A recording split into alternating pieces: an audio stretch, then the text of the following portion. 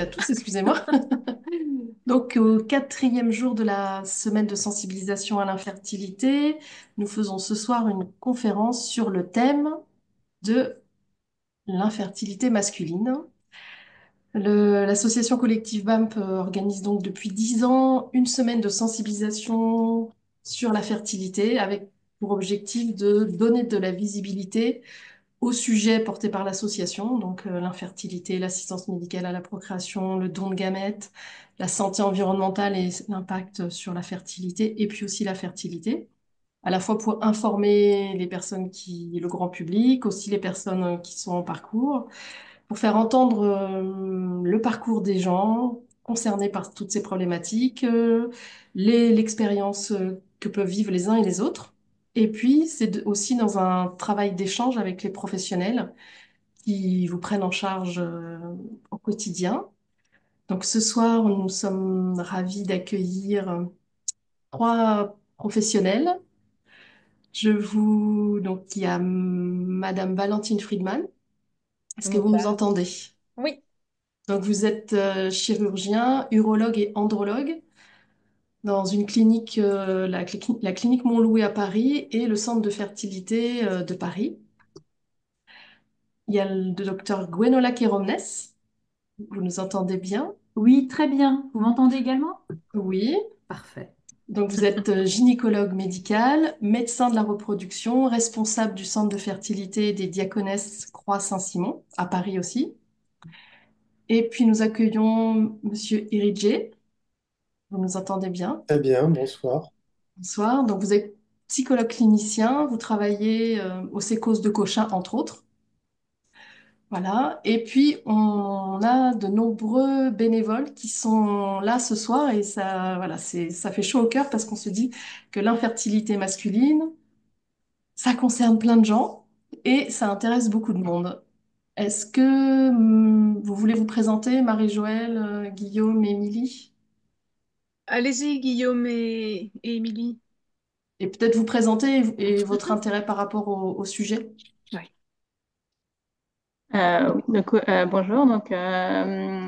Donc moi, j'ai rejoint BAMP il y a quelques mois.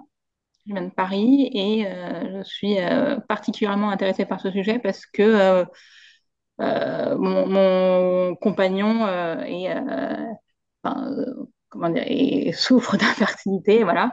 Et voilà, donc c'est pour ça que je suis ravie d'être là ce soir. Et puis il y a Guillaume. Bienvenue à tous, enchanté. Guillaume plutôt du côté de Nancy, donc avec ma femme Aurélie qui est dans l'assistance, on la voit pas, mais nous sommes en parcours PMA depuis maintenant 4 ans pour à ce stade une infertilité inexpliquée, mais il y a eu plein de choses avant et je suis concerné par l'infertilité masculine de mon côté. Donc, très ravi de partager ce sujet rarement abordé de prime abord. C'est souvent dans un deuxième temps. Donc, on sera ravi de participer à la hauteur de nos parcours patients. Et Marie-Joëlle, Et je te moi, laisse. donc, je suis Marie-Joëlle. Je suis membre du collectif BAM depuis une dizaine d'années. Et je vous propose en fait d'animer cette conférence avec Virginie. On s'est un petit peu réparti les rôles pour que Guillaume, par exemple, assure la modération, nous fasse état des questions qui arriveraient sur le chat et qu'on ne verrait pas, ou voilà, pris dans le feu de la discussion. On est très heureuse et heureux ce soir de pouvoir traiter de ce sujet qu'on considère comme un des sujets d'actualité les plus brûlants de l'AMP ces dernières années et qui reste pourtant un sujet difficile à aborder. Et grâce à la présence de nos trois invités professionnels qui sont tous dans des champs euh, connexes mais distincts, on va pouvoir aborder toutes les dimensions de l'infertilité masculine. On va les laisser les uns et les autres parler de leur perception de l'infertilité masculine et puis on serait très heureux que les gens qui sont connectés posent toutes les questions qui leur viennent. Ce qu'il y a de très chouette dans le profil de nos invités, c'est qu'on va pouvoir aborder l'infertilité d'un point de vue médical et biologique, avec les questions qui y réfèrent, c'est-à-dire quelles sont les différentes formes d'infertilité masculine, qu'est-ce que ça veut dire, qu'est-ce que ça recouvre. On va pouvoir aborder la question psychologique, et elle est colossale, parce qu'on sait bien en fait que euh, c'est pas un sujet très facile à aborder pour les hommes, et on compte sur Kevin Iridge pour nous expliquer aussi pourquoi c'est si complexe pour un homme d'aborder cette question-là. Et puis, on va pouvoir aussi entrer dans la dimension sociale, euh, parce que il y a quelque chose qui se joue entre les hommes et leurs interlocuteurs. C'est-à-dire que les femmes, depuis l'adolescence, elles sont habituées à croiser des médecins, des gynécologues, etc. Les hommes, pas, ou très tard. Et du coup, voilà, on se dit qu'il y a forcément des choses à mettre en place, à améliorer, à consolider. Et cette visio, cette conférence en ligne, elle va peut-être permettre aussi de mettre des mots là-dessus et d'arriver ensemble à poser des pistes ou proposer des solutions. Alors, dans un premier temps, si vous êtes d'accord, je voudrais que les deux femmes médecins qui sont avec nous, Guénola Keromnes comme gynécologue obstétricienne, responsable du centre de fertilité des Diaconesses, et Valentine Friedman, qui est urologue, andrologue, nous parlent de pourquoi ce sujet de l'infertilité masculine, elles étaient aussi elles-mêmes très désireuses d'y prendre part avec nous ce soir. Guénola, est-ce qu'on peut commencer par vous? Oui, bien sûr. Écoutez, l'infertilité masculine, c'est quand même la moitié des causes d'infertilité, donc c'est quand même un sujet particulièrement important. C'est vrai qu'on parle beaucoup des femmes, parce que les femmes sont au centre des traitements d'AMP, que l'infertilité vienne de leur côté, que l'infertilité soit mixte ou que l'infertilité soit masculine, ou inexpliquée finalement, parce que c'est elles qui ont les traitements, etc. Mais c'est vrai que les hommes, on en parle moins. Ils sont parfaitement présents à nos consultations d'AMP, en tout cas les premières consultations, pas toutes, mais ils sont quand même assez présents, ce qui, je pense, a quand même changé ces 10-15 dernières années.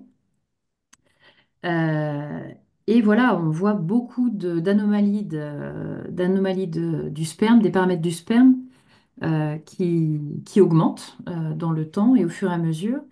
Donc c'est fréquent, c'est très fréquent. Je dirais que c'est un couple sur trois qui vient consulter, en gros, où il y a eu des anomalies de paramètres du sperme. C'est un sujet qui, pour nous, est aussi important que les sujets d'infertilité féminine. Et en effet, il faut en parler parce qu'on n'en parle pas assez. Donc c'est pour ça que ce débat ce soir est très important et que j'avais envie d'y participer. Est-ce que c'est facile, Guénola, dans la consultation, de s'adresser à l'homme dans le couple que vous avez en face de vous? Oui, aucun problème, c'est facile, j'y suis habituée surtout. Je fais ça depuis le début de l'AMP. Puis moi, j'étais assez contente, j'avoue, de faire de l'AMP parce qu'en gynécologie, c'est vrai qu'il n'y a que des femmes. Alors, on fait médecine, on se spécialise. Bon, moi, voilà, je voulais faire de la gynécologie. C'est vrai que dès le début, je voulais faire plutôt de la prise en charge de l'infertilité, mais j'ai pu le faire et j'étais très heureuse. Et c'est vraiment chouette de pouvoir aussi prendre en charge les hommes. Voilà, la prise en charge de l'infertilité, c'est tellement riche, femmes, hommes, l'interaction entre les deux, le psychisme des deux.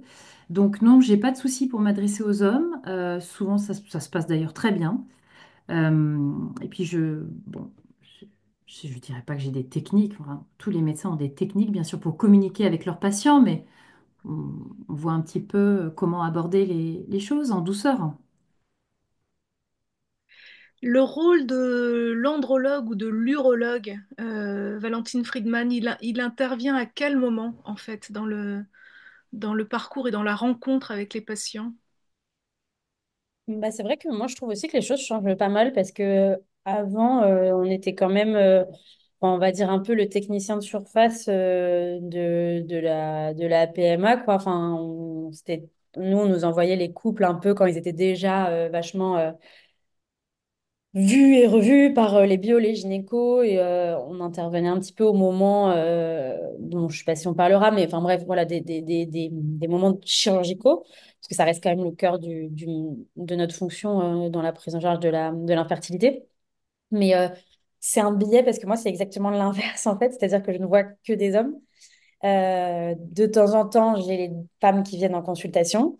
Ça change vachement la consultation, c'est hyper intéressant. Mais moi, je trouve que justement, là, on commence à avoir la génération. Enfin, je regardais un petit peu par curiosité les dernières biopsies, par exemple, que j'ai fait. C'est quand même des gens qui sont nés 92, 93. Enfin, c'est des jeunes, quoi. Donc, ils prennent vachement plus, je trouve, en charge leur fertilité que les générations d'avant. Et j'ai même des jeunes alors, je suis d'accord qu'il y a un côté un peu, pas psychologique, mais enfin social, ou en tout cas ça dépend vachement d'où la personne vient, mais je trouve qu'il y a vachement, je prends rendez-vous avec l'andrologue, je voudrais un check-up de fertilité. Avec ma copine, on a arrêté la contraception et on a envie de voir un peu où j'en suis. Enfin, ça, c'est très nouveau même. J'avais pas du tout ça les années précédentes enfin, en consultation. Donc, ils prennent vachement plus part aux choses, je trouve, et c'est assez chouette. Donc moi, mon rôle, voilà, je suis là quand il y a une part vraiment de l'infertilité qui est qui est un facteur masculin dans l'infertilité, et encore plus quand on peut proposer d'améliorer les paramètres spermatiques, que ce soit avec des traitements ou de la chirurgie. On se posait la question tout simplement là en préparant cette visio, est-ce qu'il y a beaucoup de médecins urologues et andrologues? De Est-ce que médecins urologues, c'est- alors des patients qui voudraient d'accord. consulter à Paris ou ailleurs qu'à Paris, est-ce que c'est facile d'avoir un rendez-vous? Alors, c'est toujours le même problème. À Paris, je pense que, enfin, on commence à être, en tout cas, moi, de ma génération, bon, c'est vrai qu'on n'est pas énormément, mais je dirais que comme ça, là, tout de suite, si je réfléchis, il y a, je dirais, cinq personnes qui me viennent en tête. Enfin, donc, c'est pas non plus rien. Donc, l'offre, elle est majeure par rapport, par contre, oui, effectivement, non, à la province, où il y a pas mal de patients que, moi, j'ai des patients, pas mal de Caen et d'Amiens. Alors, je connais pas du tout les centres, hein. Mais voilà, c'est les deux centres dont j'ai pas mal de patients, quelques patients de Tours aussi. Mais c'est vrai que les gens, non, je crois que c'est beaucoup plus compliqué d'avoir affaire à un andrologue. Et d'ailleurs, souvent, les parcours PMA, ils sont lancés. On voit des couples avec des tentatives d'insémination, voire même de FIV. Ou alors que la partie masculine, elle n'a pas été trop challengée. Mais quand on voit un peu la répartition des andrologues en France, je pense que c'est normal en fait. Enfin, tous les centres de PMA n'ont pas la possibilité de pouvoir demander un, deux ou trois avis. Enfin, nous, on est quand même très, très, très gâtés en Île-de-France, hein. Alors, si je peux ajouter quelque chose, il y a extrêmement peu d'andrologues, très très peu d'andrologues pour un nombre de gynécologues, obstétriciens, médicales ou endocrinologues de la reproduction qui font de la PMA. Vous êtes extrêmement peu. D'ailleurs, 5 à Paris, en Île-de-France, tu vois, c'est quand même très Ah peu. non, c'est pas énorme, moi, je suis d'accord, hein. C'est vraiment très peu et donc les délais sont extrêmement longs et c'est difficile d'avoir accès à un andrologue expert. Oui, non, je suis d'accord. C'est vrai que, voilà, par rapport à la province où vraiment, des fois, j'hallucine. Enfin, là, tout à l'heure, j'ai eu un patient en consultation qui est venu du Puy-en-Velay, quoi. Donc, je trouvais ça délirant. Je me suis dit, oui, quand même, voilà. Mais c'est vrai qu'à Paris, on n'est pas beaucoup et qu'on a commencé à avoir des délais un peu longs, et que c'est vrai que pour accéder aux biopsies, enfin, ou à trucs comme ça, c'est long. Moi, je le reconnais. Ok. Et Avant moi, qu'on demande... Ouais, j'ai une pardon. question, Vas-y, Marie-Joëlle. Est-ce Virginie. que, Ouais. comment on explique ça? C'est-à-dire, est-ce que c'est un désintérêt ou justement, ça reflète aussi la représentation sociétale de la santé masculine et ou de l'infertilité masculine, et donc il y a peu de médecins qui se tournent vers cette Non, non, spécialisation. je pense que c'est assez, enfin, franchement, c'est assez simple, hein, c'est tout. L'urologie, c'est une spécialité qui est extrêmement vaste. Donc, pour être andrologue, il faut faire le desk d'andrologie, ou on peut passer, il y a des endocrinos, il y a des gynécos, des biologistes et des urologues. Donc moi, je pourrais parler que de ma partie, parce que je ne parlerai pas de ce qui ne me regarde pas, mais autour de moi, enfin, l'urologie, c'est une spécialité très, très vaste, qui est hyper intéressante, où il y a plein de choses, et où l'oncologie prend une très grosse part. Et où c'est vrai, les internes, ils sont, enfin voilà, il y a une grande, enfin ils sont très très très intéressés par plein de domaines et que l'infertilité et la partie andrologie, elle est quand même minime en fait hein, dans l'urologie et à moins de passer dans un stage où enfin on rencontre quelqu'un qui nous donne le goût d'eux et où on a envie de rentrer dans ce milieu-là qui est quand même médico-chirurgical et plus médical que chirurgical. Donc, nous, à la base, on est quand même chirurgien aussi. Donc, voilà, je pense que c'est clairement du côté de l'urologie. Pour ça, il faut aussi consacrer quand même 2 ans de DESC. Voilà, il y a beaucoup, beaucoup de gens qui font le DESC d'oncologie. Donc, je pense qu'après avoir fait ça, ils ont envie de faire de l'oncologie et pas de repasser sur à nouveau une autre partie.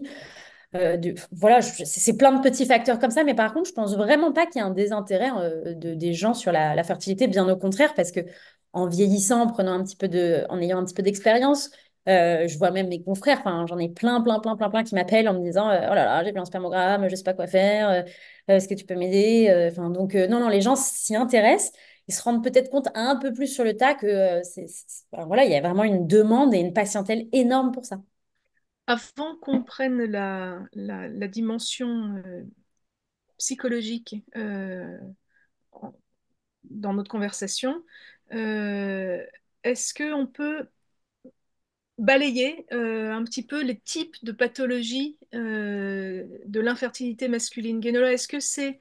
euh, il y a des choses qu'on entend, nous, en discutant avec des gens comme ça, qui sont pas forcément des spécialistes. On entend dire qu'il y a beaucoup d'azospermie. D'ailleurs, ça serait bien de dire ce que c'est que l'azospermie. On entend dire qu'il y a de plus en plus de cancers du testicule. Est-ce que, qu'est-ce que c'est en fait les pathologies les plus courantes et que vous constatez ou celles qui montent peut-être en ce moment? Qu'est-ce qu'on peut dire de ces pathologies masculines? Alors, je laisserai Valentine confirmer ce que je dis et rapporter son expérience, notamment pour les cancers du testicule et tout ça. Mais moi, en tout cas, voilà, en infertilité, on voit, comme je vous ai dit, beaucoup de diminution de paramètres du sperme qui étaient quand même moins fréquentes quand j'ai commencé il y a 15-20 ans. Donc, altération des paramètres du sperme, c'est-à-dire diminution du nombre de spermatozoïdes, diminution de la mobilité et diminution de la morphologie aussi, altération de la morphologie des spermatozoïdes.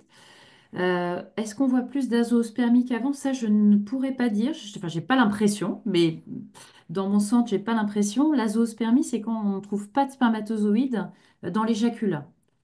Donc, il y a différentes causes, des causes de production de spermatozoïdes, des causes d'excrétion des spermatozoïdes dans les voies génitales masculines, et puis des causes centrales, qui sont beaucoup plus rares, de commande au niveau cérébral pour produire les hormones, les gonadotrophines endogènes.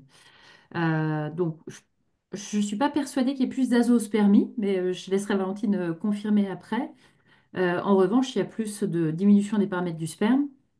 Ça a bien été montré et tout le monde est au courant qu'il y a eu vraiment une baisse de moitié des paramètres du sperme en 50 ans chez les hommes et partout dans le monde. Donc c'est quand même extrêmement inquiétant.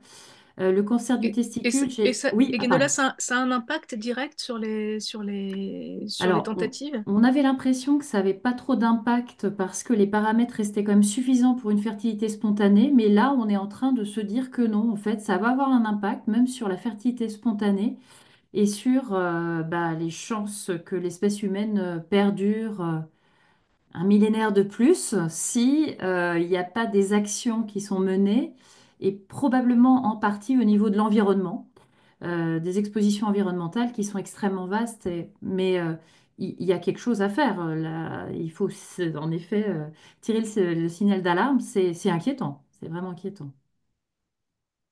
Et sur les prises en charge, heureusement, nous avons les techniques de Dixie, donc de FIV-ICSI, qui nous permettent, même avec peu de spermatozoïdes mobiles, de réussir à obtenir des embryons et de réussir à obtenir des grossesses.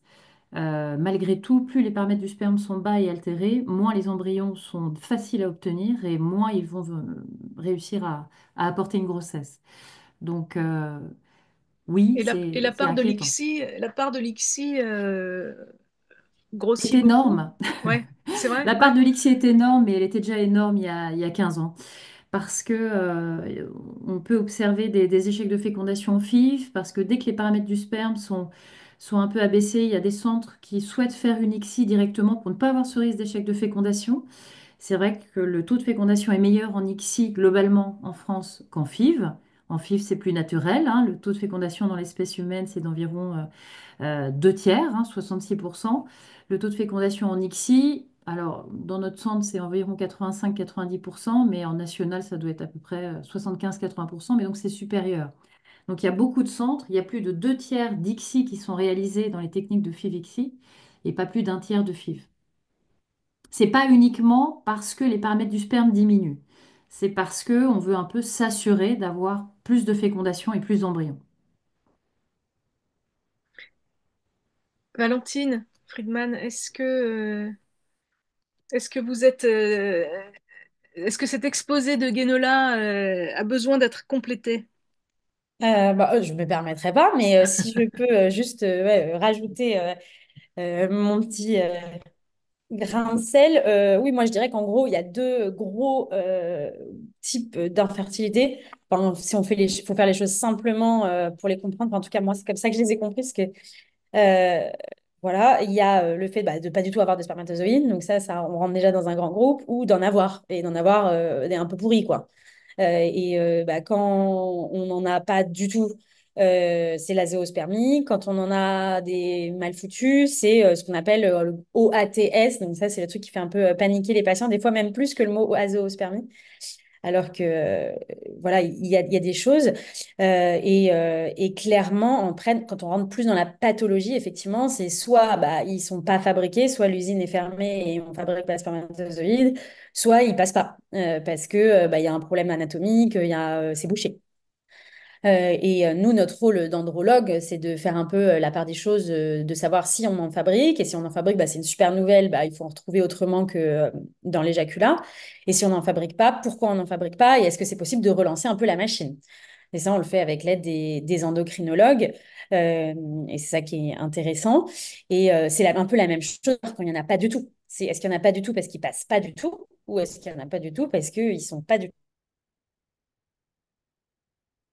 Ah, je crois que Valentine est figée. Est-ce qu'elle est figée pour vous aussi? Et c'est Ouais. ça. Donc après, quand on rentre un peu plus dans l'OATS qui explose un petit peu, c'est la connexion qui est instable d'après mon ordinateur. Vous m'entendez? Oui, oui, on vous entend.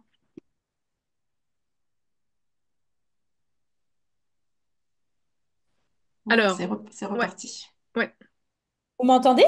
on vous entend. Ah bah super, désolée.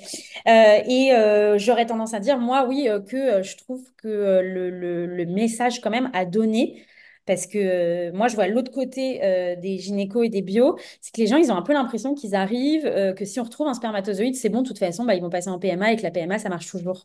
Et ça, quand je leur explique que bah, non, en fait, enfin, c'est pas parce que de toute façon, on va faire une FIV ou on fera l'ICSI, enfin, vous verrez, enfin, de toute façon, c'est bon, si vous trouvez des spermatozoïdes, ça va marcher.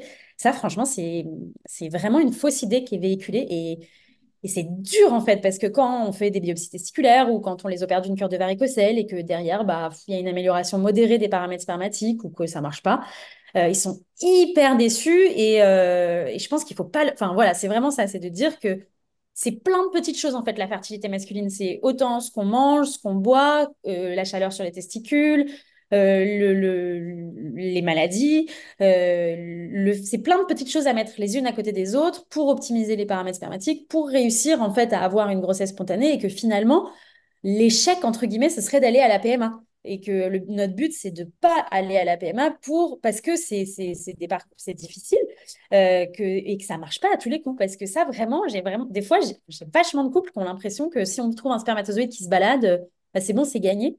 Et c'est pas le cas, quoi, malheureusement.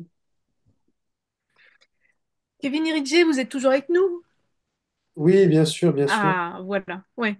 C'est avec Euh, beaucoup d'attention. ouais.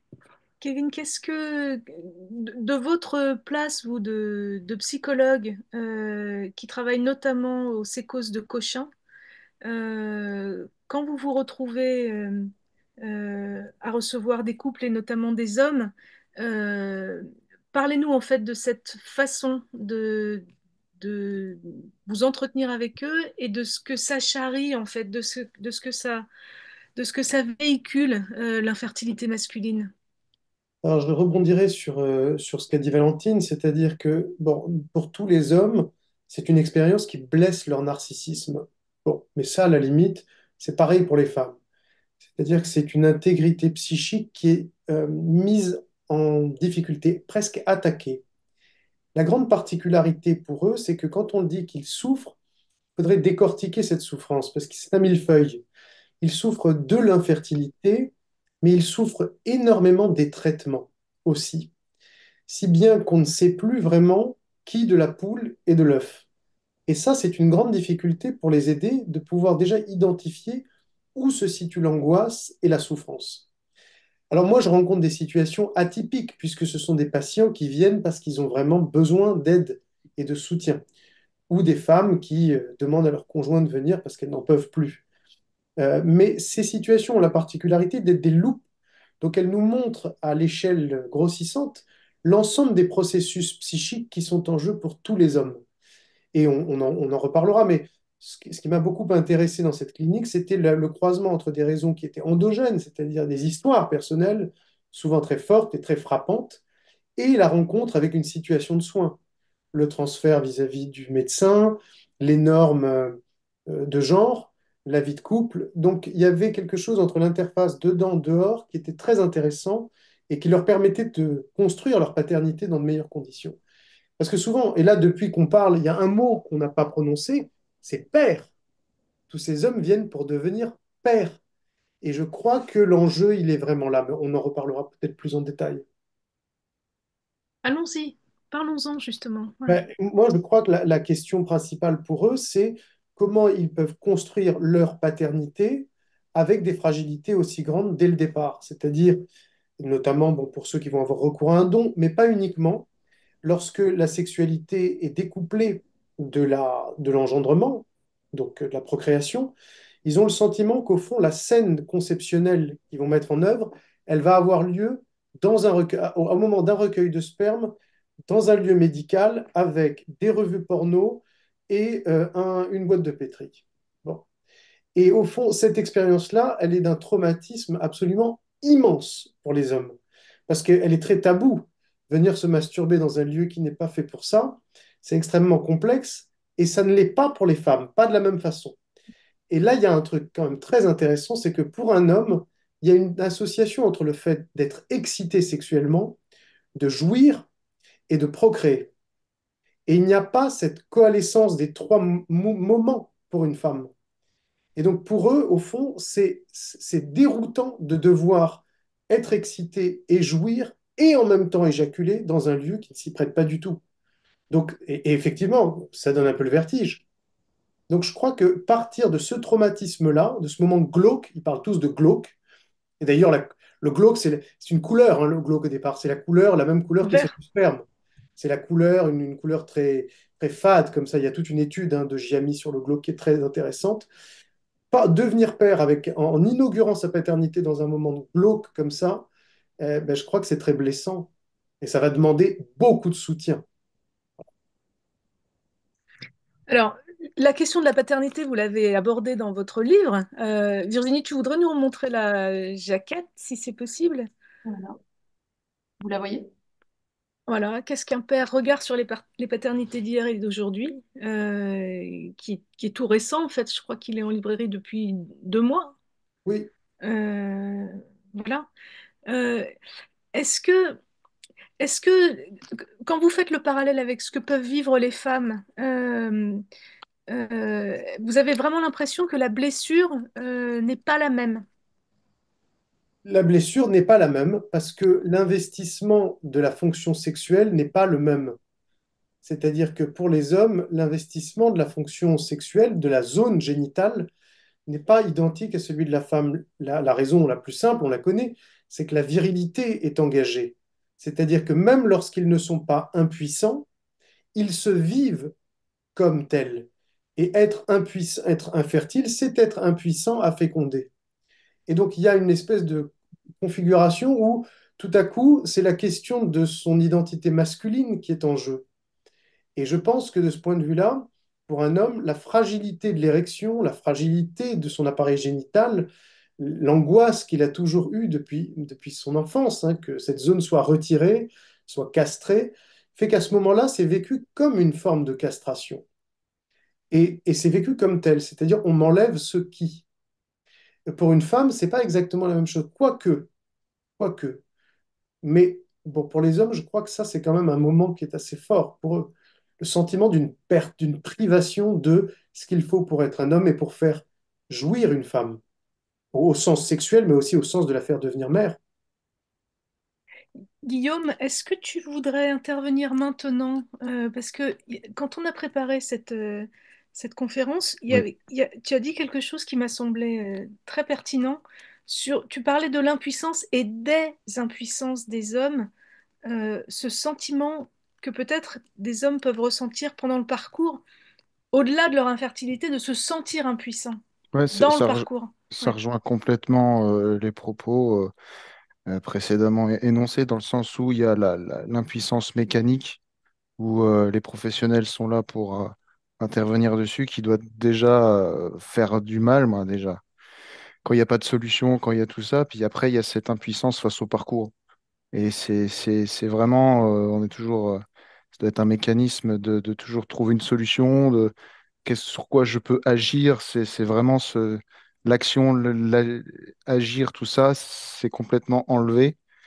Et ça, c'est aussi un process de prendre son mal en patience, tout ça, gérer aussi le côté émotionnel, parce que c'est une vague, en fait, ah ben, en fait, ça marche pas comme je voudrais, quoi.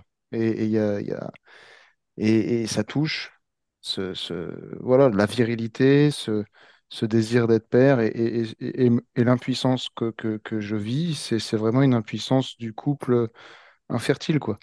Il y a pas de, je, je peux pas le savoir puisque bon, j'ai quand même un des paramètres qui déconne, hein, c'est le terrato, moi, pour les spécialistes. Ils ont un peu, j'en ai pas beaucoup de bonne forme, on va dire ça comme ça. Les A sont pas prédominants chez moi. Voilà. Donc, il y a ça, mais a priori, rapidement résolu. Et ça m'intéresse aussi de savoir si c'est rapidement résolu en termes de nombre ou en termes de qualité. Ça, c'était abordé juste avant. Et est-ce que c'est vraiment résolu? Puisqu'on se retrouve avec des embryons, mais si ces embryons-là ne donnent pas une grossesse à la fin, est-ce qu'on peut revenir sur pourquoi ces embryons-là n'ont pas donné de grossesse? Est-ce qu'on peut revenir jusqu'à le spermatozoïde? Ça, j'en ai aucune idée. Je pense que c'est des questions de recherche, donc forcément très technique. Et puis il y a forcément le côté voilà, accompagnement ou le traitement. Bon, j'aime à parler d'équité homme-femme et pas d'égalité homme-femme parce que clairement, on n'est pas égaux là-dessus, parce que tout le process médical est concentré sur la femme. Le moment glauque décrit, je pourrais vous le décrire, hein, c'est vraiment pas glorieux exactement, mais c'est que ça, quoi. Il n'y a que ça à faire. Il n'y a que ça à faire d'actes mécaniques, et puis après, c'est que du soutien. Et la charge médicamenteuse, la charge opératoire, parce que un parcours PMA, bon, ceux qui sont là savent peut-être de quoi on parle, mais il y a des opérations, il y a des interventions chirurgicales, il y a des traitements médicamenteux, c'est très très lourd. Pour l'anecdote, un jour, je suis revenu avec l'ordonnance complète de notre gynéco pour une stimulation de ma femme. J'avais deux sacs. J'avais deux sacs entiers et bon, j'ai fait me faire foutre dehors par ma femme parce qu'il y avait deux sacs à prendre et c'était ce qu'elle allait prendre pendant 2 semaines. Et c'est visuel, c'est choquant, mais c'est ce qui va se passer à chaque protocole. Donc là, en ça, il y a un décalage énorme sur la charge physique. Et Est-ce que c'est facile? Enfin, comment on en parle en fait? Est-ce que c'est facile d'en parler dans le couple? Est-ce que c'est facile Est-ce que toi, tu as des interlocuteurs, des copains, avec qui tu échanges en fait là-dessus? pas grand monde, mais surtout, c'est une crise de couple. C'est comme ça que je l'explique. Quelle qu'elle soit, finalement, ça reste une crise de couple dans les histoires de couple. Il y en a plein de crises. Et c'est vrai que s'il y a un canal de communication qui n'est pas établi avant cette crise-là, c'est compliqué. Ça, parce on va passer par des moments où on va vivre le même moment, mais ce ne sera pas le même moment émotionnel, ce ne sera pas le même moment.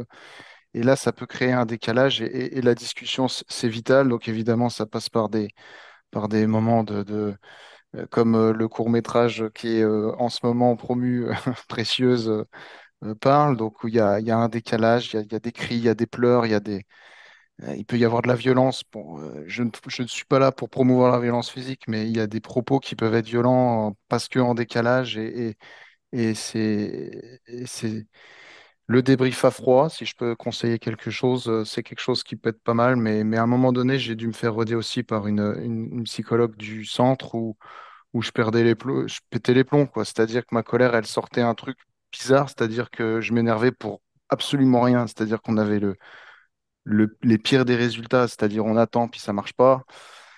Là, à ce moment-là, c'était plutôt en gestion, puis je pétais un câble parce que j'ai un collègue qui me disait pas bonjour, quoi. Je veux dire, le truc, rien à voir, mais ça sortait là, quoi. Ça sortait là, et donc, il y a un moment donné, bon, si je voulais garder mon emploi, il y avait peut-être aussi quelque chose à faire. Généralement, quand tout vous énerve, c'est que c'est vous le problème, hein. Bon, c'est, c'est un peu mon état d'esprit. Donc, ça fait peut-être un peu plus d'un an et demi que je suis suivi bah, par une psychologue de la maternité, qui à la base, hein, c'est une maternité, notre centre de PMA, et qui décline ses services pour les personnes en parcours. Et c'est vrai qu'elle me dit que la présence des hommes, c'est rare aussi, hein, donc, et elle m'aide à verbaliser beaucoup de choses et puis à essayer de comprendre aussi mes propres mécanismes pour être un peu plus serein sur comment gérer, puis donner le change aussi, hein, pour dire, écoute, moi en ce moment, je tourne à 2 à l'heure, mais c'est parce que je suis à 2 à l'heure et c'est OK. C'est... Donc, pour répondre à ta question plus simplement, ce serait plutôt de la communication. Voilà, comment Oui. pour faire Ouais, simplement. ouais, ouais. Et est-ce que le sujet entre hommes est facile à aborder? Oui. Oui, et alors là, le moment glauque décrit, moi, ce qui m'a beaucoup aidé, c'est de se marrer, parce que au final, c'est tellement cocasse, c'est tellement, je veux dire,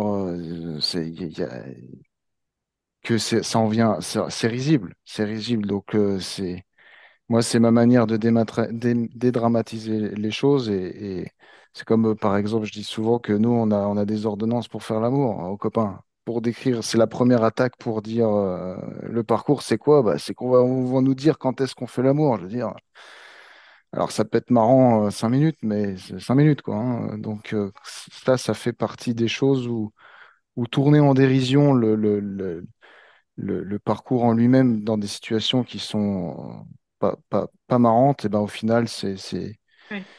c'est OK. Et puis pareil, la communication, parce qu'après, les copains, bon, bah, les copains, la famille, je mets tout le monde, hein. C'est-à-dire qu'à un moment donné, si on prend soin de ses proches, on écoute les proches et on voit tout de suite si ce qui résonne ou ce qui résonne pas. Puis les gens qui n'ont pas envie d'écouter, bah, on passe notre chemin, quoi, tout simplement. Émilie, euh, Oui. tu es toujours là? Oui. Tu disais, toi, qu'il y avait un... C'était pas simple, en fait, l'accompagnement des hommes dans le Non, justement, parcours. c'est ça, je voulais apporter peut-être un autre point de vue sur le témoignage de Guillaume, parce que moi, effectivement, j'ai un traitement quand on fait les ponctions, etc. Mais moi, c'est mon compagnon qui a qui va se faire des piqûres depuis 4 ans régulièrement, toutes les semaines. Et c'est vrai que c'est compliqué parce que lui, les rendez-vous avec son neurologue, c'est pas simple, c'est pas la même communication que moi j'ai avec ma gynéco, qui est très limpide, voilà, elle m'appelle pendant les ponctions, on s'envoie des messages si j'ai une question, euh, voilà, c'est très simple. Et c'est vrai que moi, avec l'urologue, c'est des mois d'attente pour avoir des rendez-vous, on doit appeler les secrétaires pour s'il y a une question, s'il faut renouveler l'ordonnance, il faut appeler les secrétaires et ça se fait pas tout de suite. Donc c'est beaucoup de stress et surtout quand il y a les résultats, comme en fait, et généralement c'est la gynécologue, ma gynécologue, qui nous appelle et qui nous dit oui, alors voilà tel résultat, on va faire ça, maintenant on va faire une biopsie, on va faire je ne sais pas quoi, et on n'a pas souvent des contacts avec l'urologue. Et c'est un peu difficile parce que quelquefois, on va avoir des explications un peu plus poussées sur pourquoi tel spermatozoïde, pourquoi le spermogramme, là, il y a marqué ça. Et c'est vrai que c'est pas le rôle du gynécologue de nous dire ça. Ce serait plutôt à l'urologue de nous appeler. Et c'est jamais le cas. C'est toujours nous qui devons contacter l'urologue pour avoir plus d'explications. C'est pas simple. Et c'est vrai que c'est un peu frustrant pour nous et particulièrement mon compagnon qui aimerait bien discuter voilà, de vive voix à chaque fois avec l'urologue, des résultats des spermogrammes, de choses, voilà, et En de fait, son accompagnement surtout. ouais, il a l'impression d'être un peu seul, quoi. Voilà. Ouais. Bah, on a l'impression d'être seul, enfin que tout passe par enfin voilà, le gynéco, d'être seul et d'être pas, oui, effectivement, de ne pas être suivi par l'urologue. Sinon, on va pas le voir. L'urologue va pas lui-même nous appeler pour nous expliquer telle ou telle décision. Voilà. C'est un peu frustrant. Ouais, ouais. Est-ce que nos intervenants professionnels veulent réagir à ça? Ouais, moi, je peux réagir pour dire quelque chose, surtout sur, Et puis Kevin, après vous. Ouais, ouais. sur la...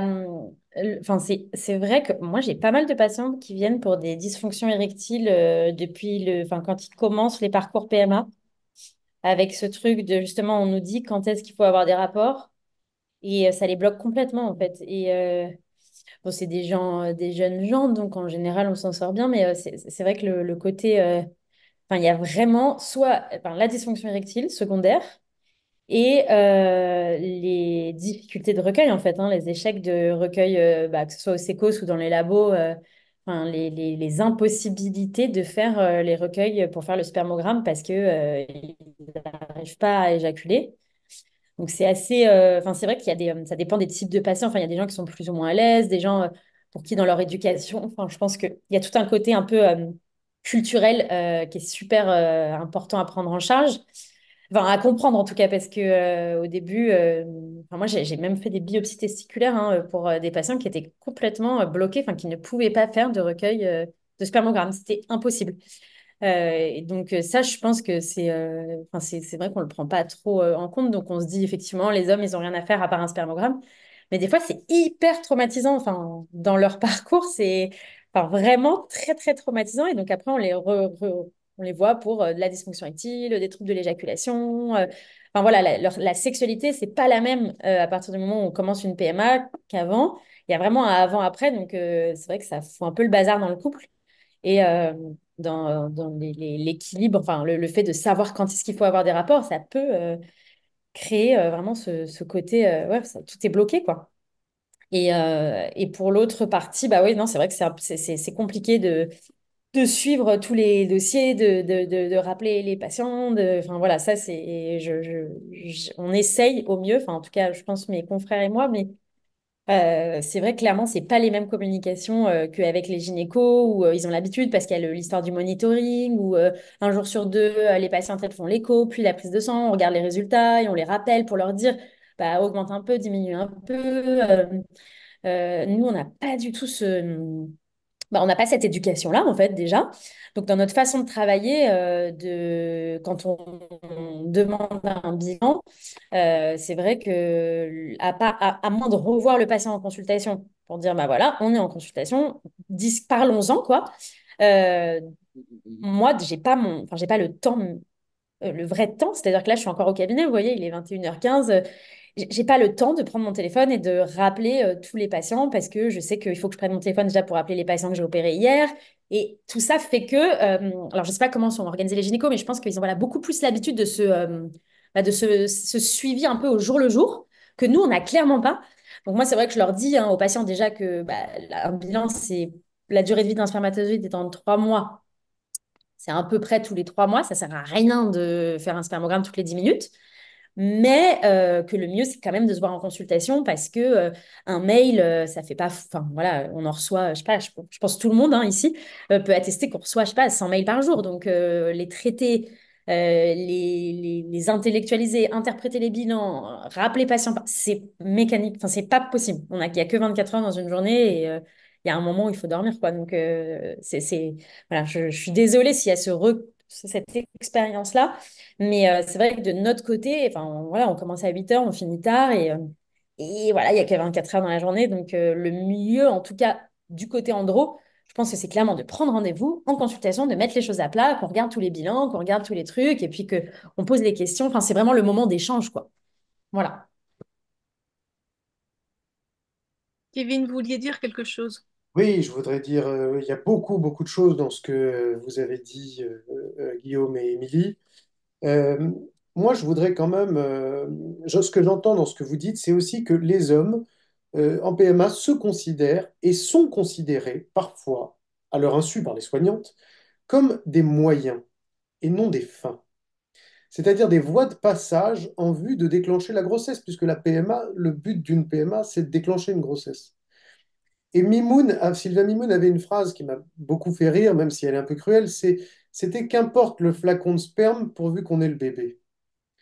Et c'est pas faux, c'est-à-dire qu'il y a quelque chose là d'une réduction de l'homme à sa production spermatique, à son organe, quoi. Il est devenu l'appendice de son organe.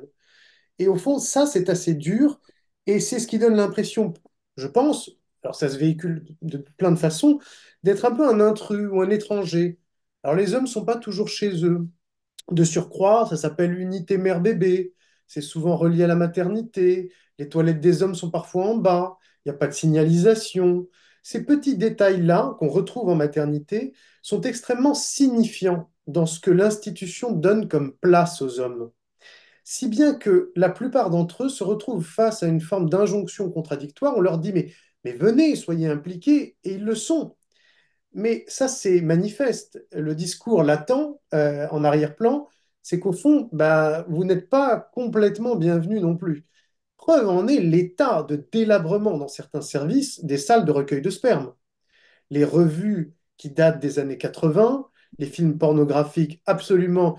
Et je ne parle pas des personnes noires ou arabes qui ont des films pornographiques avec uniquement des actrices blanches, donc c'est-à-dire aussi tous les critères de race qui viennent se mêler à ça, comme si c'était un lieu à l'abandon, une sorte de pièce carcérale avec un petit matelas, des draps immondes, une lumière blafarde. Bon, et je crois vraiment que ça nécessite aussi que les institutions changent des éléments tout à fait simples, enfin qui paraissent simples, pour réinvestir, pour montrer aux hommes qu'on les réinvestit. Je crois, je sais pas, je voyais des hochements de tête, mais je pense que les soignants sont pas en désaccord. Il y a des centres qui investissent justement pour des Dans des salles de salles de recueil recueil. qui Ouais. soient plus Ouais, mais accueillantes, c'est plus hyper conviviales. difficile, hein, Ils parce sont que nous, où? on avait fait, quand j'étais à Tenon, on avait refait la Je veux l'adresse. salle de recueil. Et Avignon. c'était Allez-y, Valentine.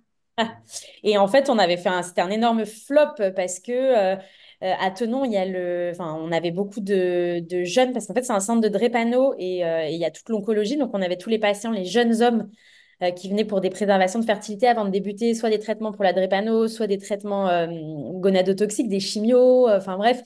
Donc, on s'était dit, bon, on va faire une salle jeune. C'était une cata. Ils se sont moqués de nous, les patients, quand ils sont arrivés dans la salle, parce que on pensait, ah bah tiens, on va mettre des couleurs. Bon, c'est vrai que c'était un peu ringard, hein. Il y en avait un qui avait mis un skateboard en trouvant que ça faisait stylé. Enfin, c'est difficile aussi de créer un endroit, enfin, au moins propre. Là, je suis d'accord pour le coup que c'est vraiment glauquissime, hein, les salles de recueil, pour en avoir vu pas mal. Mais Vous ça donne décrivez vraiment est pas envie. extrêmement intéressant et on est au plus vif du sujet. C'est que le problème, c'est que quand on fait une pièce avec un skateboard, on dit à l'homme, tu es comme un ado qui se masturbe à l'adolescence. Et toute la problématique de la masturbation dans du recueil de sperme pour les hommes, c'est que ça les renvoie à l'échec amoureux à l'adolescence. Quand on est pris par la pulsion, mais qu'on n'a rien pour mettre son sperme, nulle part, bon, on n'a pas un corps de femme qui veut bien de notre sperme. Et ça, cette expérience-là, elle est très mélancolique pour un ado. C'est pour ça que le skateboard, c'est sûr que bon, on a envie de dire, bah ça y est, je retourne chez maman et puis je vais me masturber Ouais, dans la non, maman. c'était un flop, ouais. C'est un flop, hein, voilà. Donc, ce que je disais, c'est qu'à Avignon, ils ont travaillé, donc c'est un centre privé, et ils ont travaillé avec les couples, hein. Donc les hommes, c'était avant l'ouverture de l'AMP à toutes les femmes, pour justement faire des espaces qui correspondent aux besoins qu'avaient exprimés les hommes sur ces salles de recueil. Voilà. Gwenola, je crois que vous vouliez dire quelque chose, mais... Oui, je voulais dire que je suis assez d'accord avec tout ce qui s'est dit. Je voulais dire, donc, en effet, je pense que l'homme se sent impuissant dans le parcours parce que rapidement, enfin, tout se concentre sur la femme et l'homme. Alors, quand il est en consultation, il a toute sa place et je pense que le gynécologue qui suit lui accorde toute la place qu'il doit avoir. Mais en revanche, après, que ce soit, vous voyez, j'y pensais quand vous parliez, Kevin, aux échographies de monitorage, c'est vrai qu'il n'y a pas trop la place pour les hommes, typiquement. Et il y a des hommes qui viennent et c'est très bien. Il y a pas vraiment, il y a une place pour la femme, pour qu'elle se déshabille, etc., qu'on fasse l'échographie. Il n'y a pas vraiment de place pour les hommes. Et il y a d'autres. Alors, nous, au centre, on essaye, même les accompagnements qu'on a créés, on essaye qu'ils soient mixtes, hein, qu'ils soient aussi prévus pour les hommes. Mais il y a une petite part de ça. Et c'est vrai que l'impuissance par rapport à un parcours dont on n'a aucune, on a aucune prise dessus, et en plus que on n'est pas nous l'acteur principal finalement, hein, c'est vraiment la femme qui est l'actrice principale quand même du parcours. Je pense que ça c'est assez compliqué en effet. Et puis c'est vrai ce que vous disiez, Kevin, sur la place de l'homme dans les centres. On essaie de changer ça clairement, mais c'est pas faux. Et Nola, ça me fait penser, quand je vous entends parler, ça me fait penser à une, au fait que ce soit pesant justement pour les femmes d'être l'actrice principale du parcours, que la charge, on aimerait bien qu'elle soit un peu plus partagée dans ces moments-là aussi. Et ça me rappelle en fait une invitation que faisait une soignante du côté de Montpellier, qui disait en fait qu'au moment par exemple d'un transfert d'embryon, euh, ça serait pas mal que les soignants laissent au père en devenir la possibilité de d'agir, d'avoir, de prendre sa part dans le geste en fait, euh, de placer l'embryon dans l'utérus de sa femme. Est-ce que c'est quelque chose qui complète ce que vous disiez, ou est-ce que c'est quelque chose qui peut sembler complètement hors de portée parce que le geste est technique et qu'on considère que du coup il est pas possible de le confier à l'homme? Pour un transfert d'embryon, c'est un peu compliqué. Le geste est vraiment technique et on voit bien que les résultats en plus dépendent du geste, de la manière dont il est exécuté, du contrôle échographique, etc. Donc c'est un geste millimétré. Sur une insémination intra-utérine, c'est un peu différent. Donc je pense que sur une insémination, si on ouvre un peu son esprit, oui, on pourrait laisser l'homme, en tenant bien le cathé, faire le geste d'insémination, parce qu'il suffit d'appuyer sur un piston. Donc ça me semble discutable, envisageable. Le transfert d'embryon, non, Et c'est- parce que qu'est-ce qu'ils font les hommes en fait dans ce moment, dans ce moment? Je Alors peux intervenir. Je vois oui, qu'Émilie aussi. Allez-y. oui. J'en ai du coup une dizaine à mon actif. Je peux témoigner. Et justement, c'est un des rares moments où là, on est ensemble et que finalement, c'est un moment où la lumière est tamisée, il y a les professionnels qui sont là, il y a l'échographe qui est là. C'est presque le meilleur moment du parcours, quoi, puisque, Et moi, puisque c'est...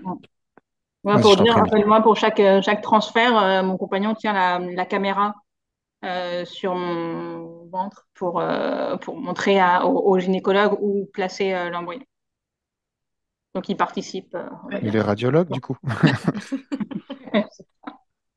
Tu Ça, nous as c'est pas très tout Il dit. bien. tient la caméra. La caméra, c'est très bien. C'est vrai que c'est voilà, c'est très bien, c'est parfait. C'est une bonne idée. Mm. Et ça, est-ce que ça se... L'investissement comme ça par un acte de l'homme, est-ce que c'est quelque chose qui est compliqué pour les médecins à envisager parce qu'on n'y a peut-être jamais pensé finalement à Peut-être, oui. investir plus les... Ou est-ce que c'est vraiment parce que techniquement ou même peut-être même en termes d'hygiène, il y a des barrières? tenir l'appareil d'écho, s'il tient bien, enfin, il faut voir, il y a écho et écho, hein. Vous avez des échographies où vous devez appuyer d'une certaine manière, une angulation particulière, ou même nous, on a un peu de mal. On va pas laisser l'homme éco-guider. Enfin, je veux dire, parfois, c'est vraiment pas possible. Et d'autres fois, de faire l'écho est très simple. Et en effet, il suffit de poser la sonde. Et d'ailleurs, on demande parfois, alors parfois la femme est seule pour le transfert d'embryon frais. Pour le transfert d'embryon congelé, on oblige l'homme à être présent. C'est la loi qui l'oblige aussi, c'est pas que nous. Et donc, quand la femme est toute seule, parfois on lui demande de tenir l'appareil d'écho, en effet, quand on le fait, et évidemment, l'homme peut le faire aussi. Donc ça ne pose pas de souci si techniquement c'est faisable. C'est une bonne idée. Mais ça veut dire que c'est pas quelque chose qui a cours souvent. Bah, Si c'est si je peux oui, te vas-y, rebondir vas-y. là-dessus, c'est vrai que là, c'est un moment médical.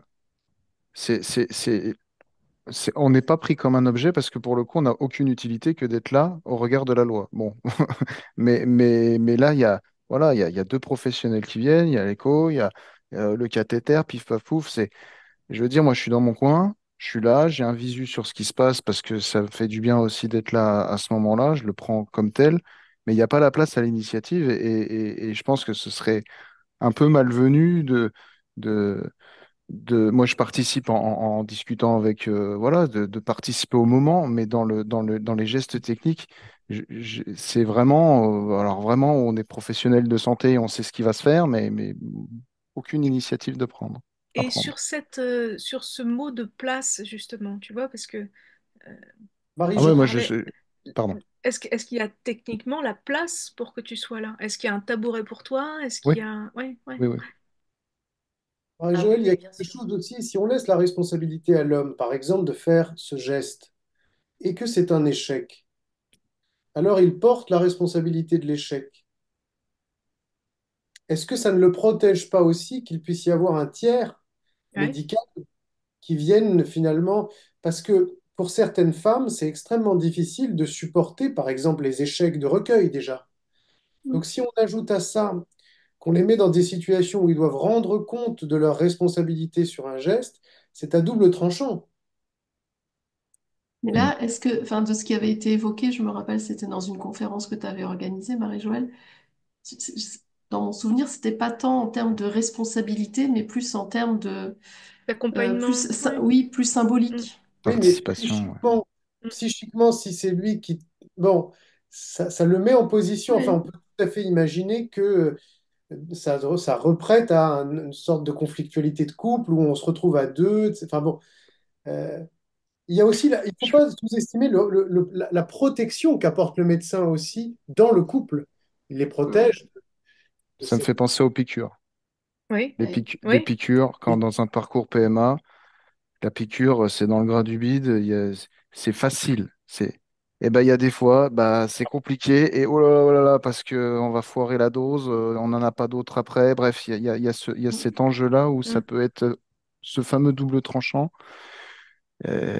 Quand, voilà, il y a ce moment-là aussi dans le parcours qui, oui, oui, on partage, on peut être là. oui, J'en ai fait pas beaucoup, mais il y a vraiment un coup à prendre. Faut alterner les deux côtés. Bref, on touche, on va dans le corps là, hein. oui, oui, oui, C'est pas pour rien qu'il y a des études pour faire ça. Donc, oui, oui, c'est oui. un peu la même position. Kevin, moi, il y a deux questions que je voudrais vous poser par rapport à cette discussion vraiment centrée sur les hommes. C'est est-ce que les problématiques qui touchent au corps de la femme, euh, est-ce qu'elles se retrouvent en fait, le corps des femmes, en fait, on sait bien qu'il est l'enjeu de beaucoup de choses et beaucoup de prise de pouvoir, pour résumer grossièrement. Le corps des hommes, on a l'impression que c'est difficile d'en discuter. On dirait que le corps des femmes, en fait, il appartient à tout le monde dans l'espace public, dans les représentations, voilà. Et que le corps des hommes, c'est Le quelque corps chose des qui femmes, est... Ouais, le corps des femmes est un lieu de passage bon, les échographies depuis le plus jeune âge, mais aussi le passage des regards masculins, hein. Il y avait un très beau joli texte de Kaufmann sur les seins nus à la plage et les regards qui passaient comme ça. Donc c'est un lieu sur lequel se projettent beaucoup de choses, male gaze, le fameux male gaze. Les hommes ne vivent pas la même chose du tout. Le corps masculin ne sait pas et n'est jamais véritablement pénétré. Et donc ça, c'est une différence considérable. Je vais vous donner un exemple.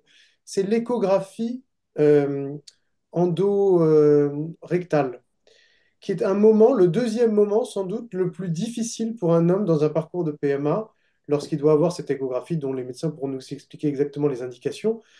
Et il arrive parfois qu'il ne soit pas prévenu. Et quand il découvre que ça va avoir lieu par voie anale, c'est absolument terrible. Et les médecins me répondaient, moi, en tant que psychologue, mais enfin quand même, nous, on se prend des échographies toute la journée, ils devraient accepter. Et là, vous êtes au cœur de la nuance, c'est-à-dire qu'un vagin, c'est pas un anus. C'est aussi, c'est bête, hein, ce que je vais vous dire. Mais en fait, mettre les deux, le corps masculin et le corps féminin, comme des modèles qui se décalquent et donc qui supportent et qui auraient les mêmes zones, quoi, érogènes, ça n'a aucun sens. Donc les hommes n'ont pas du tout accès à ce qu'on leur touche le corps comme une femme. C'est pour ça que quand ça se produit, la deuxième chose, Marie-Joëlle, c'est que l'homme, dans les représentations communes, est vu comme excité et excitable. Un phallus, c'est en érection.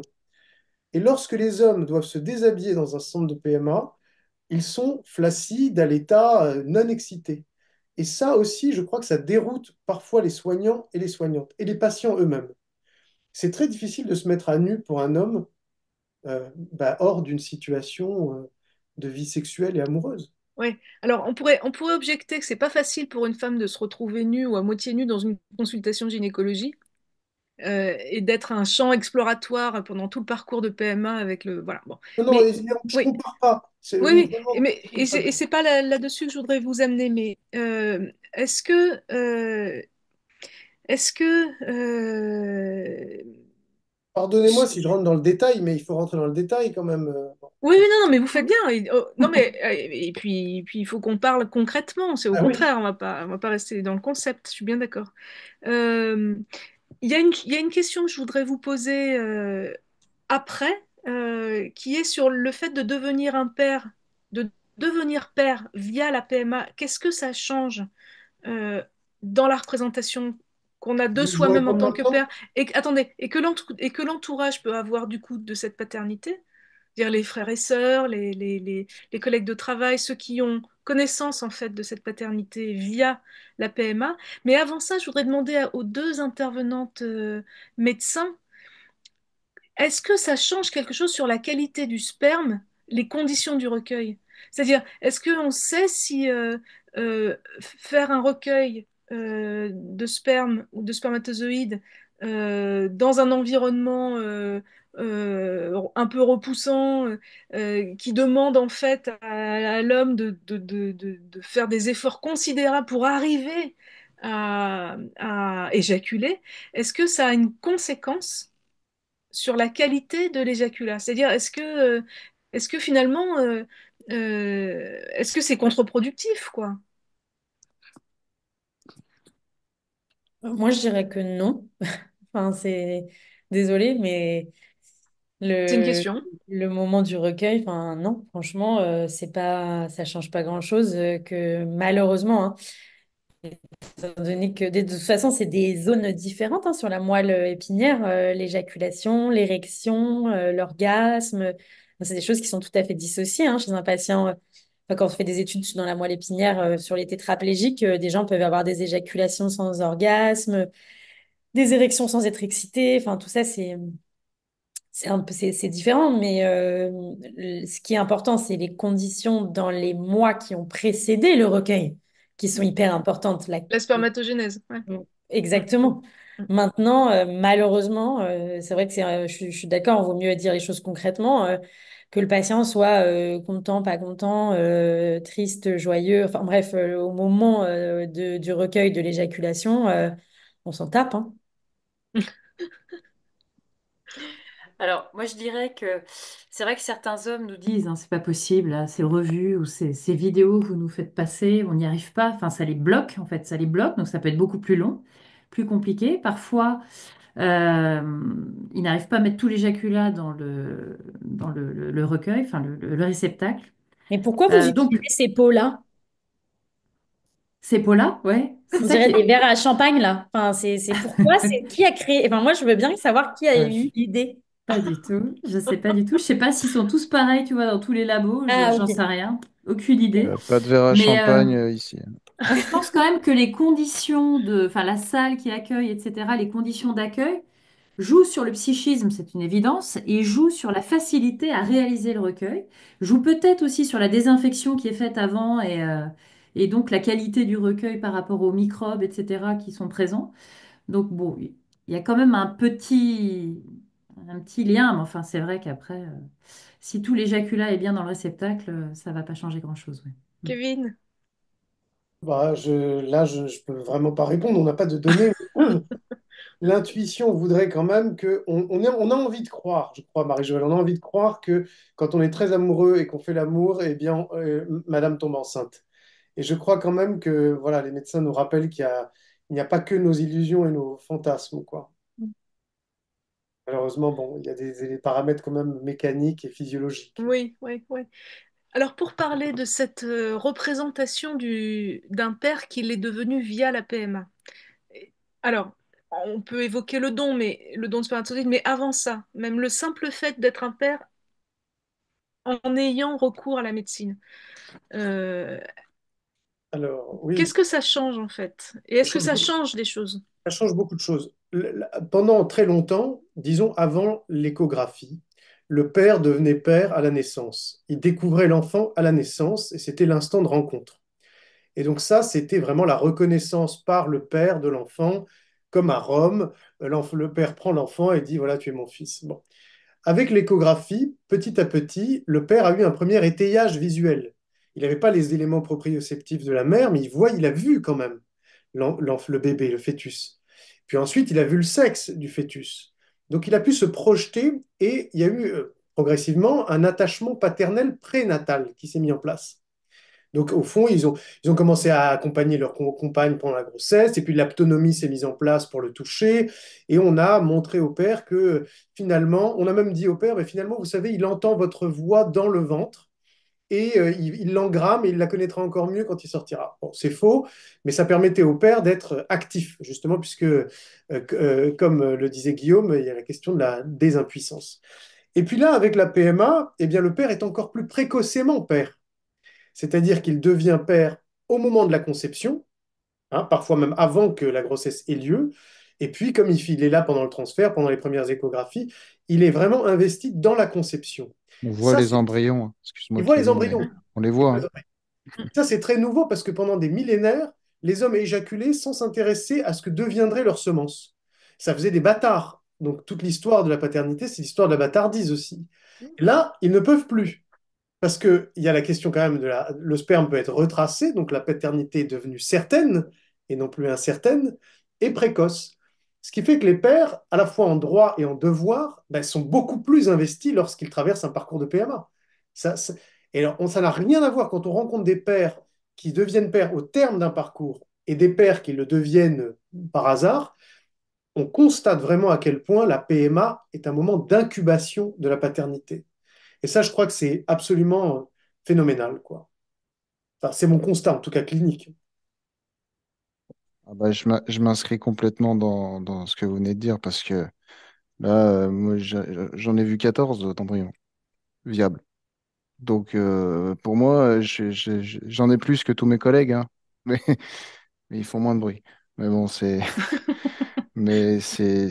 véridique. C'est-à-dire que la photo, je les ai là, quoi. Et ça, la PMA nous donne des embryons, nous donne des chances en plus, mais nous donne pas de bébé. Et ça, c'est peut-être un autre webinaire, mais finalement, c'est, on n'en ressortira pas père, en fait, d'un parcours PMA. Je pense pas.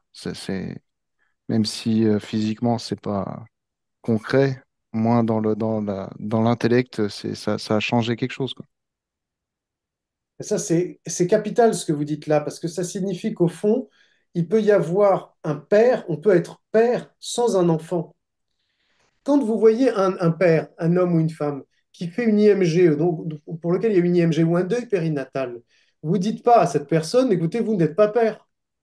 Et c'est très choquant. Mm. C'est-à-dire, les gens, quand on fait de la clinique du deuil périnatal, on se rend bien compte que les patients veulent qu'on nomme et qu'on dise le nombre d'enfants qu'ils ont eu, y compris les décédés. Eh bien, c'est un peu la même chose avec les pères et les parents en PMA. Pour eux, il s'est passé quelque chose du registre de la paternité, alors, et de la parentalité. Alors, c'est un registre inachevé, donc en deuil, etc. Mais, et c'est pour ça que je crois que c'est très important de pouvoir comparer la clinique du deuil périnatal et celui de la PMA. On a fait des groupes de parole parfois avec les deux, et on s'apercevait que ben, ça communiquait très bien, parce qu'ils se comprenaient. Et ce que vous dites là est extrêmement important. La paternité, c'est pas qu'une expérience, c'est aussi psychique. C'est se mettre à une autre position vis-à-vis de sa généalogie. Alors, je précise Mm. pour nos intervenants ce soir et aussi peut-être pour les gens qui nous écoutent, qu'on va précisément parler de la parentalité avec le don de gamètes euh, dans la journée de samedi, au cours de la journée de samedi qu'on organise euh, dans l'auditorium de l'hôpital des Diaconesses, avec Guénola qui sera là aussi et qui nous accueille à bras ouverts et c'est bien agréable. Alors, du coup, ce soir, on va pas nécessairement parler de la paternité avec le don de spermatozoïdes, sauf s'il y a des questions euh, urgentes ce soir de gens qui voudraient absolument qu'on aborde le sujet parce qu'on y consacre une table ronde samedi. Mais voilà, ce que vous dites là aussi. L'échange que vous venez d'avoir tous les deux là sur cette dimension psychique du fait de devenir père ou de devenir mère, mais du devenir père, peut-être que c'est encore plus évident dans sa nécessité dans le don de spermatozoïdes. Ça sera un des aspects qu'on aura l'occasion d'aborder, j'espère, samedi.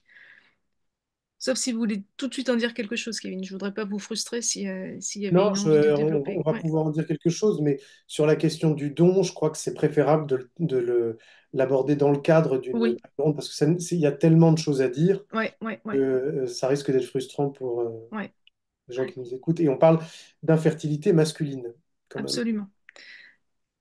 J'ai Est-ce une qu'on question ouvre la... d'Émilie. J'ai Vas-y, une question justement. d'Émilie. Oui, vas-y. Ouais. Moi, j'ai une question, mais donc, du coup, sur un autre sujet, pas du tout sur la parentalité, mais sur la fertilité masculine. Est-ce que, je m'adresse du coup aux médecins plutôt, est-ce que aujourd'hui on a des retours d'expérience sur les traitements hormonaux qu'on donne aux hommes? Parce on parle beaucoup des traitements hormonaux aux femmes, qui sont très intenses pendant une période très, très courte. Mais les hommes, ils donnent donc encore comme exemple mon cas personnel, parce que moi, mon compagnon, ça fait 4 ans, un peu plus de 4 ans même, qu'il il fait des piqûres très régulières d'hormones, toutes les 3 fois par semaine, de Bemfola, et sans aucun contrôle depuis 4 ans pratiquement. Enfin, sans aucun contrôle. Enfin, il y a un médecin qui lui donne une ordonnance, mais je veux dire, il ne fait pas des prises de sang régulières, etc.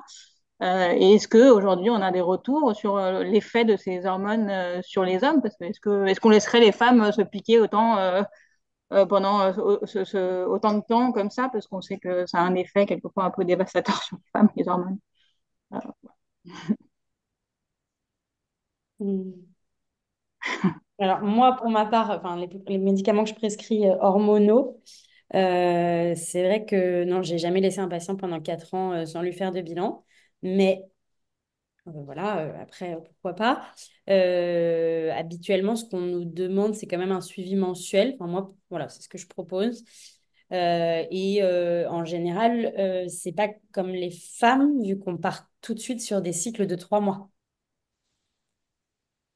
Donc, quand on commence un traitement, déjà, on part sur minimum 3 voire 6 mois au moins pour avoir une efficacité. C'est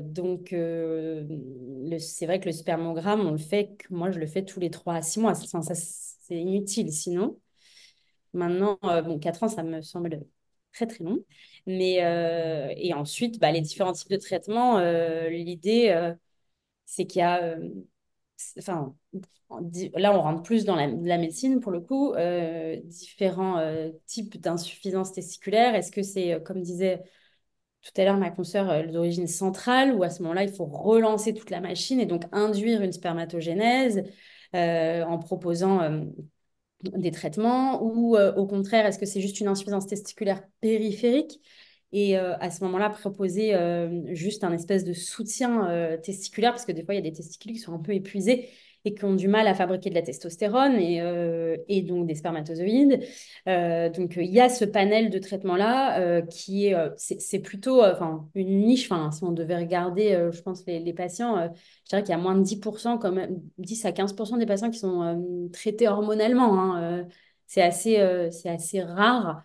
Euh, et euh, en tout cas, ça nécessite quand même un suivi un petit peu attentif, étant donné que bah, forcément, il y a des effets secondaires, hein, c'est pas anodin. Et c'est pas du tout les mêmes doses. Par exemple, le Bemfola ou le Clomid, enfin, des médicaments qu'on peut être amené. Des fois, les compagnes disent, ah bah, je l'ai eu.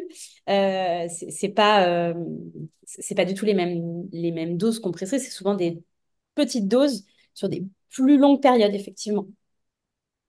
D'accord.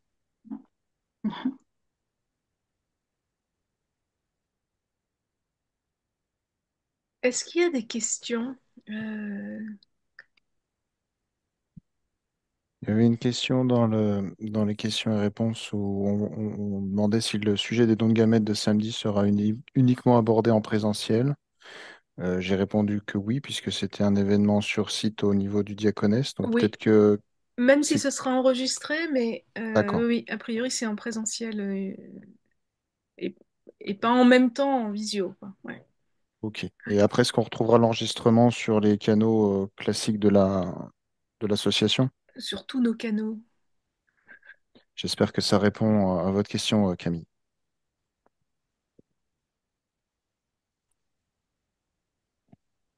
Est-ce qu'il y a des gens qui voudraient prendre la parole maintenant, qui voudraient profiter du temps qui nous reste pour... euh, Guillaume, tu voulais dire quelque chose? Non, j'étais en train Oui, de ouais, regarder ouais. que j'accusais réception de Camille. C'est bon. Kevin, Moi, je allez-y. voudrais dire quelque chose à propos de l'infertilité masculine et de l'infertilité tout court, c'est que j'ai constaté le grand paradoxe, c'est que c'est souvent la personne dans le couple qui est victime de l'infertilité qui se sent le plus coupable. Et c'est quand même étonnant, ça. On se dit, mais bon, vous êtes victime, enfin, c'est quand même vous qui êtes infertile, et pourtant, c'est vous qui vous sentez coupable. Et j'ai mis longtemps à comprendre qu'en fait, la difficulté était double quand on était un homme infertile. Bon, là, on parle des hommes.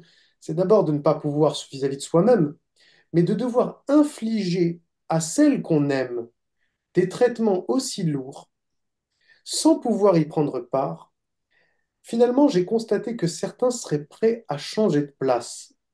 Ils en étaient là. Et à se dire, mais si seulement ça pouvait être moi qui étais à ta place.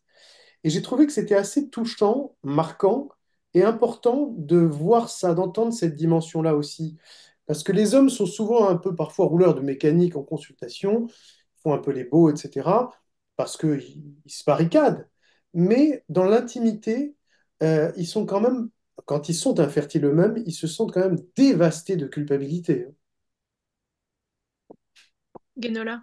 Alors, moi, je voulais dire vraiment autre chose, mais que la diminution des paramètres du sperme ou l'azoospermie, dans beaucoup de cas, on trouve quand même des problèmes de santé généraux chez les hommes, problèmes de santé cardiovasculaire, parfois, heureusement pas fréquemment, des cancers. En tout cas, on va dire que l'infertilité peut être un révélateur de problèmes de santé générale. Et je voulais en parler comme on est sur quelque chose d'un peu médical sur l'infertilité masculine. Bon, beaucoup de médecins le savent bien sûr, mais c'est important de faire un bilan de santé général aussi. Bon, quand il y a une infertilité, en tout cas une diminution importante des paramètres du sperme ou une azoospermie, il faut faire un bilan cardiovasculaire, il faut faire un bilan d'ordre général pour essayer de dépister ces maladies qui peuvent être parfois assez graves, dont l'infertilité peut être un révélateur.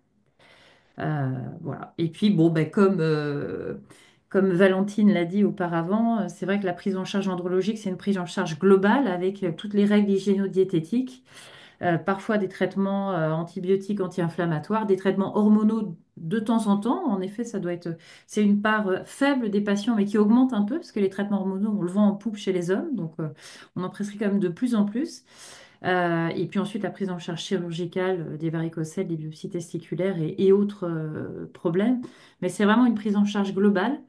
Et c'est vrai que ce serait bien qu'il y ait plus d'andrologues pour que les délais soient moins longs en Île-de-France et pour qu'il y ait un accès même en province, parce que j'ai quand même l'impression que en province, c'est encore plus difficile qu'en Île-de-France. En Île-de-France, les délais sont d'environ 6 mois quand même pour voir un Ah oui. andrologue spécialisé. Donc c'est énorme. En Île-de-France, on a l'habitude d'avoir un accès aux médecins un peu plus facile, mais voilà, il faut que les urologues ils se forment plus, quoi. C'est quand même absolument passionnant. Voilà. Mais ça veut Ça dire quand passe par, même. ça passe comment ça? Ça veut dire au niveau des facs de médecine, c'est comment on fait le besoin on a besoin de tant de trucs, tant de Vraiment, trucs. Les ça quotas. fait bien longtemps que Très c'est mal plus au dit, niveau des facs de médecine, mais au niveau très des mal dit. ministères hein, que ça se C'est au passe. niveau des Mm. ministères, donc c'est de l'action politique. Oui. Ok. Une question qui marche avec. euh, Quand vous voyez en fait des hommes, que vous soyez gynécologue en parcours qui, qui a une patientèle de couple en PMA, urologue, andrologue, vous voyez des hommes qui ont une trentaine d'années pour les plus jeunes, Ah non, j'imagine. ça c'est une Ouais. idée toute faite, ça. Ah, Pas du ouais, tout. ouais. Non, non, absolument pas. On voit tout. On voit maintenant, il y a des couples, comment, des gens qui refont leur vie quand même. Donc, on peut voir des gens qui arrivent un petit peu en retard, quoi. Mais moi, je Donc, pensais à ceux qui sont beaucoup plus jeunes. Est-ce qu'il n'y aurait pas moyen de faire en sorte que les hommes aient des interlocuteurs médicaux bah, euh, on avait avant ça? avant, le seul moment où tous les patients se faisaient palper les testicules, c'était le service militaire. Et maintenant, ça n'existe plus, hein. Donc, c'est pour ça qu'on a les tumeurs testiculaires, les varices, tout ça. C'était, ils passaient tous au détecteur au service militaire. Donc, maintenant, c'est vrai que effectivement, non. Il n'y a aucun moment où ils sont enfin, où il y a ouais, cet examen clinique des jeunes hommes.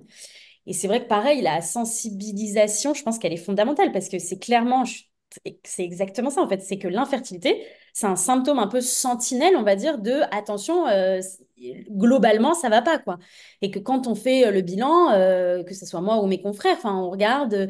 On fait un bilan de thyroïde, on fait un bilan de glycémie, on fait un bilan lipidique, on fait un bilan, enfin, on regarde le poids, la taille, est-ce que le patient fait du sport, c'est vrai que c'est d'ailleurs des consultations qui sont très longues du coup, parce que on peut pas, c'est pas juste enfin en tout cas la première consultation, la qualité de vie, l'implication, en fait l'implication des patients, c'est des fois hyper frustrant parce qu'ils ont l'impression qu'on dit à leur compagne, bah faites cette piqûre-là, puis cette écho, puis ensuite voilà.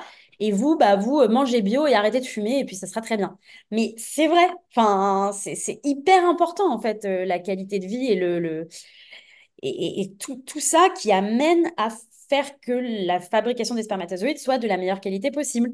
Et pour juste revenir sur ce que disait Émilie, sur cette histoire de traitement hormonal infini, normalement, parce que ça me trottait dans la tête, normalement, on est censé, enfin, le traitement hormonal, il est censé être ponctuel parce que le but, souvent, hein, quand on commence des traitements hormonaux, c'est un peu souvent d'aller à la biopsie et de se dire, bah, on va commencer un traitement hormonal, il va manger bien, faire du sport, commencer les hormones, enfin tout ça. Et pour que le jour J de la biopsie, bah, on ait les résultats, enfin on se donne toutes les chances de retrouver des spermatozoïdes de la meilleure qualité possible, parce que c'est pas parce qu'on retrouve des spermatozoïdes que derrière il y a un bébé dans les bras 9 mois après.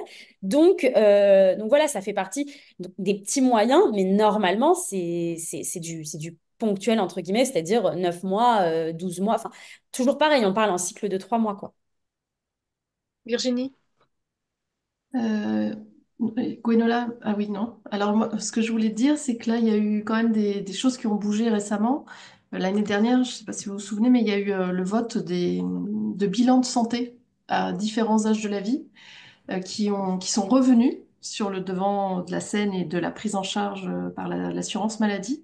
Et notamment, il y a le premier bilan qui peut être fait entre 18 et 25 ans, entre 18 et 25 ans, et qui peut permettre d'aborder tous ces sujets-là, de l'hygiène de vie, de la fertilité. Alors, on a beaucoup milité pour que justement la fertilité ne soit pas oubliée dans cette proposition de bilan à différents âges de la vie. Et puis au niveau de l'association, il y a ce qu'on essaye de faire exister aussi, alors Gwenola elle pourrait aussi en parler, c'est le projet Info Fertilité. Il a vraiment pour ambition de s'adresser aux jeunes hommes et aux jeunes femmes pour qu'on on puisse remettre,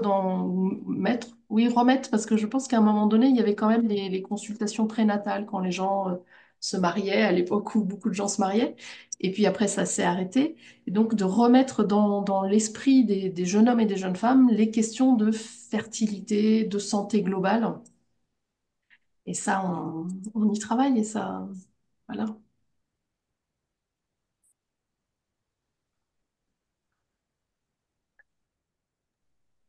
Est-ce qu'on a fait le tour du sujet? Je ne pense pas. Mais est-ce qu'il y a d'autres questions ou ou des points que vous vouliez préciser les uns et les autres? C'est calme dans la partie chat. Ok. Dans ce cas, on va peut-être envisager de conclure notre rencontre. Vous remercier toutes et tous d'avoir répondu présent, nous avoir accordé du temps après une longue journée de travail, euh, dans une semaine qui a été éprouvante pour tous, j'imagine. Donc un grand merci. Et puis on espère vous revoir très vite.